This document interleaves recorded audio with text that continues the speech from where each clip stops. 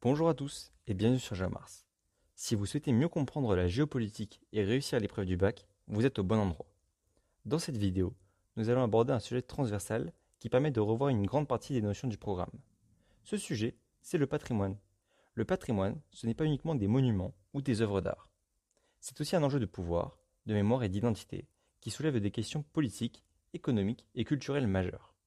Attention toutefois, cette vidéo ne remplace pas le cours ni les lectures nécessaires pour approfondir. Elle est conçue pour vous aider à mieux organiser vos idées et réviser plus efficacement. Voyons d'ailleurs tout de suite comment utiliser cette vidéo. En effet, il y a plusieurs moyens d'utiliser cette vidéo dans ces révisions. Tout d'abord, il est possible de faire ce sujet au brouillon pendant 20 ou 30 minutes, essayer de rédiger une introduction et pourquoi pas un développement, puis regarder la vidéo comme correction. Cela vous permettra de vous confronter réellement au sujet. Par ailleurs, il est possible d'intégrer cette vidéo dans une fiche de révision ou dans une fiche de méthode pour comprendre comment faire une bonne dissertation bien construite. Enfin, il est possible d'utiliser la dissertation disponible dans la description de la vidéo pour voir à quoi celle-ci ressemblera sur une copie. Commençons maintenant sans plus tarder l'analyse du sujet. Le patrimoine, instrument de puissance. On remarque tout de suite deux termes forts, le patrimoine et la puissance. Ces deux notions seront absolument à définir dans notre introduction. Par ailleurs, dans ce sujet, on remarque qu'il n'y a pas d'espace donné. En effet, on ne parle pas du patrimoine culturel français, ni du patrimoine culturel indien. On parle du patrimoine dans le monde entier. On pourra donc mobiliser des exemples du monde entier dans notre dissertation. Par ailleurs, il n'y a pas de borne indiquée. En effet, on ne parle pas du patrimoine au XXIe siècle, ni au XXe siècle. On parle du patrimoine en général. Ainsi, les bornes du sujet seront les bornes de notre programme. Enfin, le point d'interrogation à la fin du sujet permet de remettre en question le sujet. C'est-à-dire qu'on pourra confronter le patrimoine et la puissance. Est-ce que le patrimoine rime réellement avec puissance? Je vais maintenant pouvoir passer à la rédaction de mon introduction. Mais avant ça, j'aimerais vous prévenir. Dans le développement, certains paragraphes peuvent vous paraître longs. Mais pas de panique. Quand j'utilise plusieurs exemples, vous ne pouvez en utiliser qu'un. Cela réduira donc la taille de votre paragraphe et vous permettra d'aller plus vite, en sachant qu'il y a également une étude critique du document. Je peux donc commencer la rédaction de mon introduction. J'ai choisi de commencer la vidéo par une amorce d'actualité, en évoquant la proposition de Rachida Dati, en janvier 2025, de créer un National Trust à la française. Cette entrée en matière me permet de montrer que le sujet du patrimoine n'est pas figé, ni purement historique. Il est vivant, débattu, et inscrit dans les stratégies contemporaines des États. Cela capte l'attention, tout en donnant immédiatement un ancrage concret à la réflexion. Ensuite, je propose une des définitions rigoureuses des termes du sujet. Cela répond aux exigences du bac d'AGGSP. Il faut pouvoir partir d'un cadre clair pour éviter des contresens. Il faut donc bien définir le patrimoine et donc bien définir la puissance. La citation de Thierry de Montbrial m'aide à poser une définition précise et exigeante de la puissance, tandis que celle de Joseph Nye introduit l'idée de soft power, qui est essentielle pour comprendre l'influence non coercitive que les États peuvent exercer à travers leur patrimoine. J'ai aussi structuré ma problématique de manière à ce qu'elle soit ouverte, claire et dynamique. Comment le patrimoine agit-il comme un instrument de puissance dans les relations entre les États? Cette formulation permet de montrer une tension entre culture et stratégie, entre mémoire et politique, ce qui est exactement ce que le programme de terminale d'AGGSP nous invite à explorer. Enfin, mon plan en trois parties suit une logique progressive et dialectique. Le patrimoine comme levier de richesse, d'influence, d'image, donc le soft power. Le patrimoine comme source de tension, enjeux géopolitiques et conflits. Et enfin, une ouverture sur son potentiel de réconciliation entre les peuples. Ce plan me permet de mobiliser des exemples variés, allant du musée du Louvre d'Abu Dhabi à la restitution d'objets d'art africains, en passant par la destruction du patrimoine en temps de guerre. Commençons avec notre grand 1. Le patrimoine, un levier de puissance économique, politique et diplomatique. J'ai choisi d'utiliser la méthode AEI pour structurer mon propos. En l'occurrence, nous évoquerons le patrimoine comme un outil de valorisation politique et de construction mémorielle. Tout d'abord, l'argument consiste à dire que le patrimoine permet aux États de mettre en scène leur histoire pour renforcer leur pouvoir. Ensuite, j'explique mon argument en disant qu'en valorisant certains lieux symboliques, les gouvernants affirment leur continuité avec un passé glorieux et renforcent l'unité nationale. Par ailleurs, pour illustrer mon propos, j'ai choisi le château de Versailles, car il concentre des usages politiques et mémoriels. Musée national en 1837, signature du traité de paix en 1919, accueil de chefs d'État comme Poutine en 2018. Ainsi, nous pouvons dire que c'est un lieu stratégique pour affirmer le prestige français. Mais le patrimoine ne se limite pas à un enjeu politique ou mémoriel. Il constitue aussi un puissant levier d'influence culturelle et de développement économique à l'échelle mondiale. D'où ma deuxième sous-partie, dans laquelle mon argument est le fait que le patrimoine est un levier de soft power et une source de richesse. J'explique en disant qu'un État valorise son patrimoine lorsqu'il diffuse sa culture, ses valeurs et son mode de vie, ce qui renforce son attractivité internationale et son image. La France est un bon exemple avec son patrimoine culinaire. Le repas gastronomique des Français est reconnu par l'UNESCO, et des événements comme Goût de France sont utilisés pour promouvoir l'art de vivre à la française. Cela sert à la fois à la diplomatie, le tourisme et le commerce. Il est également possible d'utiliser un autre exemple que la France.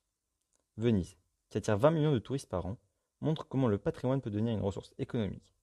Mais cela soulève aussi des problèmes comme la saturation urbaine ou les risques de dénaturation. Toutefois, si le patrimoine peut renforcer la puissance des États, il peut aussi en révéler les fragilités. En effet, les rivalités autour de certains biens culturels montrent que cette ressource précieuse peut devenir une source de tension, voire de conflit. Cette transition permet de varier le regard sur la puissance. Après avoir montré ce que le patrimoine permet de construire, donc du prestige, de l'influence, de la richesse, il est essentiel de montrer les limites et les risques. Dans une copie, on enchaîne les grandes parties avec des phrases de transition comme celle-ci. Ainsi, après avoir montré que le patrimoine renforce la puissance des États, il faut aussi voir qu'il peut cristalliser des tensions. Il devient parfois un enjeu de rivalité culturelle et identitaire, révélant des fractures profondes entre les nations. Ainsi, je commence mon argument en disant que certains objets patrimoniaux, chargés d'histoire, deviennent des sujets de conflits diplomatiques. Dès lors, j'explique mon argument en disant que c'est souvent le cas avec des œuvres déplacées dans des contextes coloniaux ou impériaux. La mémoire qu'elles incarnent est si forte qu'elles sont perçues comme des symboles de domination et de spoliation. Leur restitution devient alors un acte politique. Enfin, j'ai choisi d'illustrer cet argument en présentant les marbres du Parthénon, car ils sont au cœur d'une tension ancienne entre la Grèce et le Royaume-Uni. La Grèce demande leur restitution depuis des décennies. Leur absence est vécue comme une blessure culturelle, malgré un musée à l'Acropole prêt à les accueillir. Un autre exemple marquant serait les œuvres africaines en France. En effet, Emmanuel Macron s'est engagé dès 2017 à restituer certaines pièces, notamment au Bénin. Cela montre que ces biens ne sont pas seulement artistiques, ils sont hautement politiques et identitaires. Après avoir vu que le patrimoine peut nourrir des tensions symboliques et identitaires, nous allons voir dans la partie B du grand 2 comment la préservation du patrimoine peut s'avérer être un défi dans les conflits armés et les dynamiques urbaines. En effet, dans mon argument, j'explique que le patrimoine est vulnérable aux conflits armés comme aux dynamiques urbaines. J'explique en disant que sa destruction peut être un acte idéologique, comme le fanatisme religieux, stratégique, en effaçant une identité, ou encore économique, faire place à la modernité. Cela justifie une mobilisation internationale, mais aussi un arbitrage difficile entre préservation et développement. Je peux illustrer mon argument avec l'exemple de Tombouctou au Mali en 2012, où des groupes djihadistes détruisent des mausolées classés à l'UNESCO pour des raisons religieuses. L'intervention de l'UNESCO a permis de reconstruire et a fait du Mali un exemple d'action patrimoniale en zone de guerre.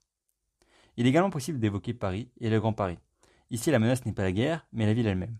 Comment préserver le patrimoine tout en modernisant, logeant et accueillant les 80 millions de touristes annuels? Le projet du Grand Paris cherche à éviter la muséification sans renoncer à l'identité urbaine. Ainsi, cette deuxième transition marque un tournant dans le raisonnement. En effet, après avoir montré que le patrimoine pouvait être un objet de tension ou de conflit, il est essentiel d'ouvrir sur une perspective plus constructive du patrimoine. En effet, cette transition permet de souligner que le patrimoine ne se limite pas à des rivalités, il peut aussi devenir un facteur de coopération entre les États. Ce changement d'angle donne de la nuance au propos. Il prépare la dernière partie, centrée sur les dynamiques de dialogue, de solidarité et de mémoire partagée. En équilibrant ainsi les fonctions conflictuelles et pacificatrices du patrimoine, le plan reste cohérent, progressif et conforme aux attendus du programme d'AGGSP. Il est maintenant possible de commencer à rédiger notre troisième grande partie, le patrimoine, source de tensions, de conflits et d'enjeux géopolitiques. Dans cette partie, j'ai choisi de montrer que le patrimoine ne divise pas toujours. Il peut aussi rapprocher les États quand il devient un enjeu collectif de sauvegarde. C'est pourquoi j'ai formulé l'argument autour de la coopération internationale. L'explication insiste sur le fait que dans certains cas, la protection du patrimoine dépasse les logiques internationales. Elle mobilise une solidarité mondiale, ce qui permet de donner au sujet une ouverture plus positive, plus constructive et de nuancer les tensions abordées avant. L'exemple d'Abou Simbel est très visuel et bien connu. C'est un chantier spectaculaire coordonné par l'UNESCO dans les années 1960, qui montre une mobilisation globale réussie. Je l'ai choisi car il incarne parfaitement la puissance du collectif au service de la culture. Il renforce aussi le rôle central de l'UNESCO qu'on peut réutiliser dans d'autres parties ou dans d'autres sujets. Cet exemple illustre donc l'idée que le patrimoine peut devenir un vecteur d'unité, ce qui enrichit la réflexion et montre que tu maîtrises les multiples facettes du sujet. Par ailleurs, dans la seconde sous-partie du Grand 3, j'ai voulu montrer que le patrimoine n'est pas seulement un objet à protéger ou à reconstruire, mais aussi un outil actif de dialogue culturel. C'est pourquoi j'ai formulé l'argument autour de l'idée que le patrimoine peut favoriser la coopération entre les peuples et renforcer des identités partagées, en particulier à l'échelle régionale. L'explication insiste sur un point essentiel du programme. Certains États choisissent de valoriser un passé commun pour dépasser les frontières nationales.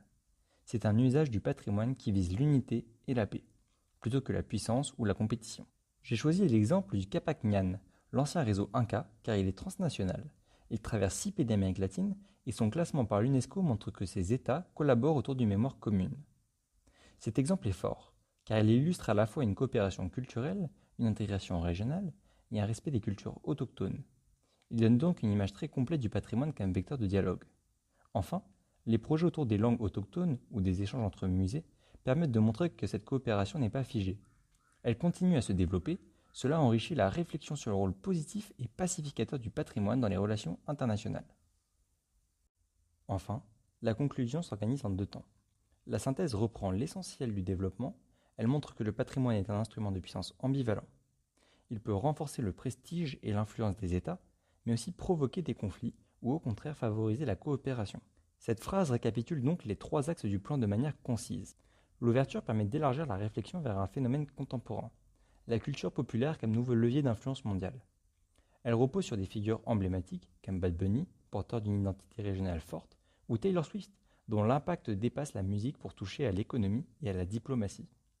Cette ouverture montre que le soft power culturel ne se limite plus au patrimoine historique, mais s'étend aujourd'hui aux productions actuelles dans un contexte de mondialisation des images et des récits. Ce choix d'ouverture permet de relier le sujet du patrimoine à une actualité vivante et d'inscrire la réflexion dans la durée. Merci d'avoir suivi cette vidéo de révision sur le patrimoine comme instrument de puissance. D'autres vidéos arrivent très bientôt sur les grands thèmes du programme, la connaissance, l'environnement ou encore le cyberespace.